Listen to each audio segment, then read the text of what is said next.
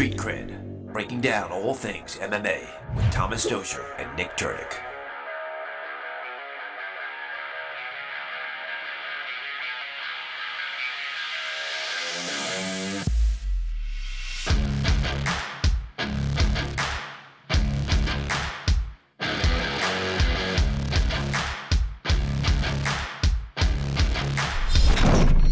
Street Cred. Nick, what's happening, my friend? Hey, Tom, how are you? I'm doing good. It was funny. I'm laughing. We were just sharing our Russian mob stories. I'm cracking up over here. Yeah. Yeah. I mean, I wish I could say some of those things were not true, but unfortunately they were. I mean, the times that we grew up in. It's I'm glad that we're unscathed. We saw some great fights this weekend, and how good did Max Holloway look?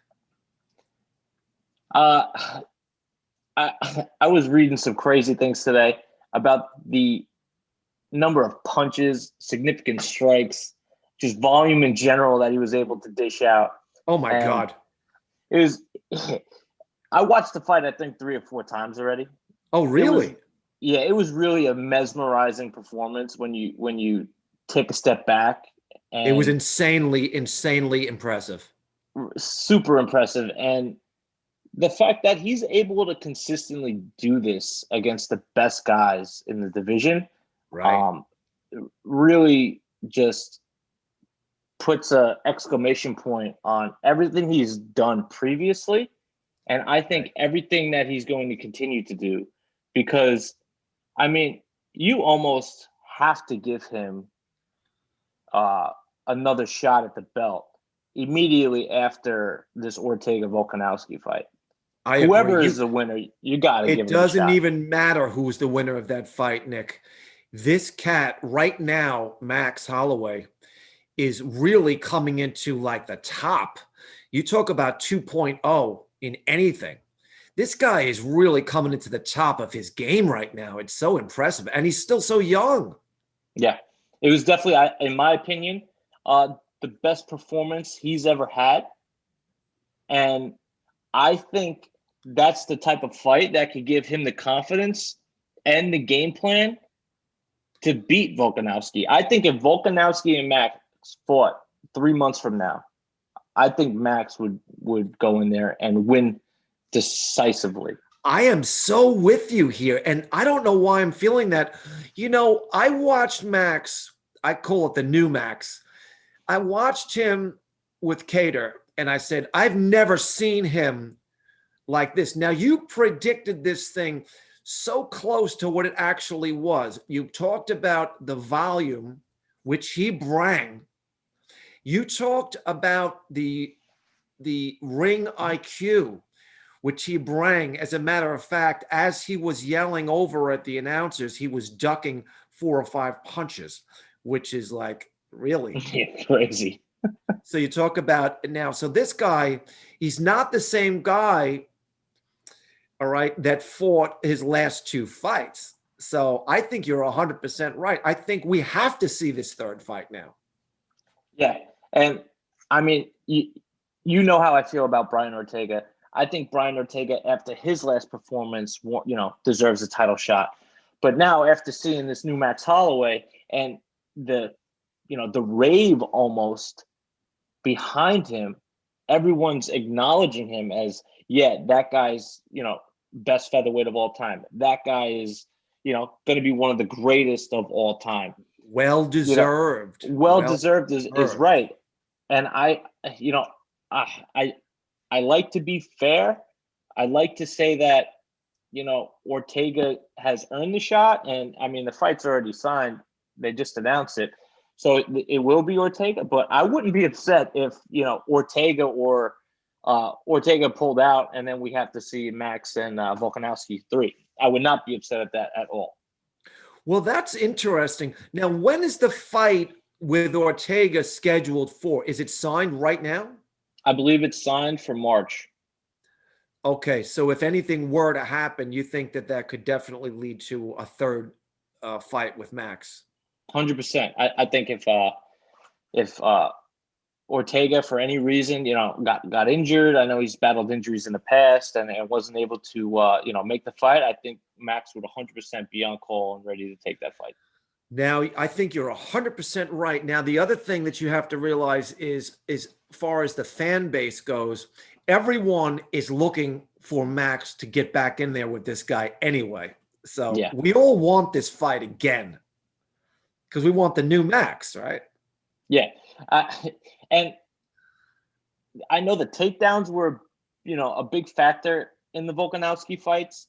And Max has shown us that he, the only thing is I wish he would have maybe scored a takedown or two in this last fight to show the world, like, I'm ready to get, I'm ready to do things on the ground too. I could finish the fight on the ground too. I'm going to, I wish he needed didn't give to. us a chance to see it. But he didn't, yeah. But let me tell you what he did, which was what you had predicted, is that he swarmed Kattar in a way that Kattar could never mount any type of an offensive position because he could not get away from that aggressive style and that volume. He could not find a way to get anything going. And that was 5 rounds of him not getting off. Yeah. And every time Kattar would throw a 1 or 2 punch, 3-punch combination, it was immediately answered by a combination from Max. And it seemed like Max was answering with 5 and 6 and 7 punch combinations. Am I right? Yeah, 100%. And the way he was attacking the body from early in the fight, just going to the body with the straight right hand, those looping hooks around Kattar's elbows that were landing. It was the accuracy. You could sit here and talk 15, 20 minutes just on the accuracy. Oh my God, it was insane, dude. Insane. The volume, the accuracy, the cardio. Oh my God. Unbelievable. And it's crazy that we're going to expect him to top that now. Sometimes these guys raise the bar and it's like, well, that's what you have to do for us from now on. Well, I don't know if he's got to top what we just saw, but I don't think that when we talked about the Volkanovski, I don't think that we saw that Max 2.0 in those fights. I just want him to bring what I just saw back to that third trilogy fight. I think it would just be so much different, the outcome. Yeah. And again, the only thing he'll have to, in my opinion, be, more heads up about is the takedowns that Volkanovski has. And,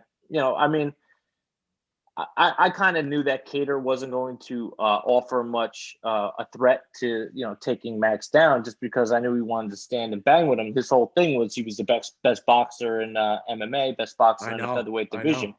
And he met Max Holloway, and we quickly learned who actually is the best boxer in the featherweight division. You know what? You're right, but we have to give an even scale to this. If you looked at Kattar's last 2 fights where he got a chance to get a rhythm and get off, he really showed some tremendous boxing skills.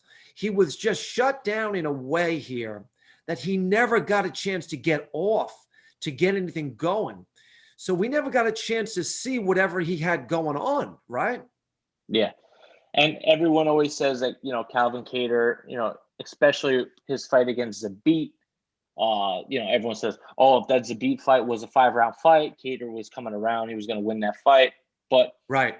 He was a slow starter, but Max didn't give him a chance to get any momentum to become a slow starter in that. He was shut down at every facet of that fight. He was. And you know what? I look forward to a lot of great things because of Max's age. I look forward from greatness now. And I think you brought up something else that was also very key. No more sparring. All right. So here's a guy that came in without sparring and he looked so fresh. So I guess that's the new turn for him and certainly probably a lot of other guys. But I look forward to watching him very closely. This is going to be great to watch his future unfold in front of us at his age, such a young guy. I know he's someone that's been, he's been through it already. He fought the best, had the belt, defended the belt, and now we're really seeing him kind of in his prime. Right. He did all of that, and he's still improving. So, well, that was a it's going to good be point. really interesting. I know, that was a good point that he made in the post fight. Is he was saying, "Look, I've been to the mountain, boys and girls. I've been to the mountaintop. I was there already. Yep. Well, you cats are coming around looking, talking trash. I was there. You weren't. And I'm still here."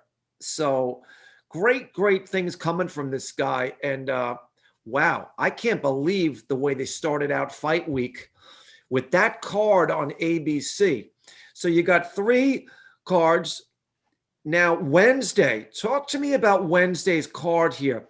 You got Neil Magny, right? He's the headline on that? Yeah. Neil Magny's fighting Michael Chiesa. Okay. And they're a welterweight bout. Which, first and foremost, I think Neil Magny is somebody who's been very adamant that he wants to fight. He doesn't care who it is. He was on Twitter calling out Hamzat. He was, down to fight anybody in the division, and I respect him for that. I believe he's a slight favorite against Michael Chiesa. Do you think that's justified, Nick? So here's the thing. I don't know why he's the favorite. He's won, I think, 3 in a row. He's beaten guys like, I think his last win was against Robbie Lawler, which is a good win. Sure is. But, Michael Chiesa's last win was against, Rafael Dos Anjos, who I feel like is a better win. You know what I'm saying? So it's right. These guys are very competitive at welterweight, and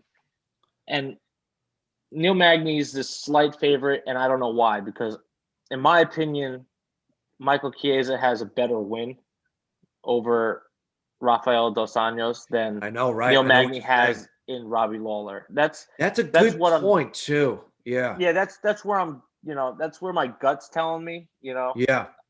But that's why we fight. And right.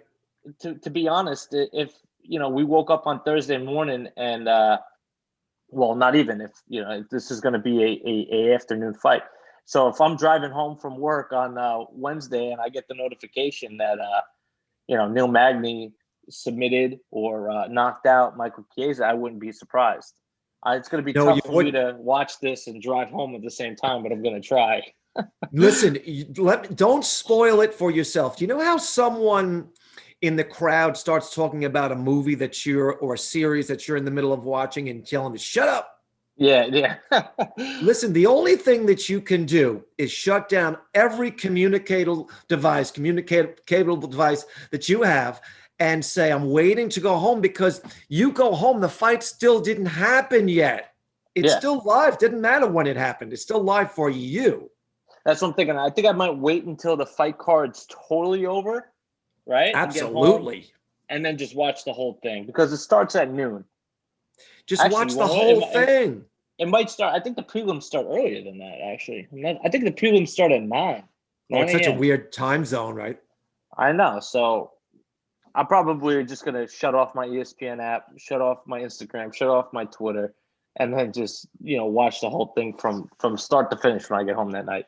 I used to do that all the time. If I couldn't see a certain football game, I would not talk to any of my friends about it, and I would go home like I didn't see it, because I hadn't. To me, it was live. Yeah. So to you, this is going to be live. I gotta turn off my text too, because a lot of people text me and they're like, "Oh, did you see that? Did you see that?" I can't. I should just leave my phone at work. I'll get it the next day. I guess it's hard to do in our world today, where everything is so techie with the everything we're so plugged in. I know all the headlines from ESPN come on. I mean, the second that it happens. I know, it's almost too much. it's almost overload. But that's going to be a great card for Wednesday. Unfortunately, the hours are completely screwed up for that, but it is what it is. So my prediction, Michael Chiesa, 5-round decision.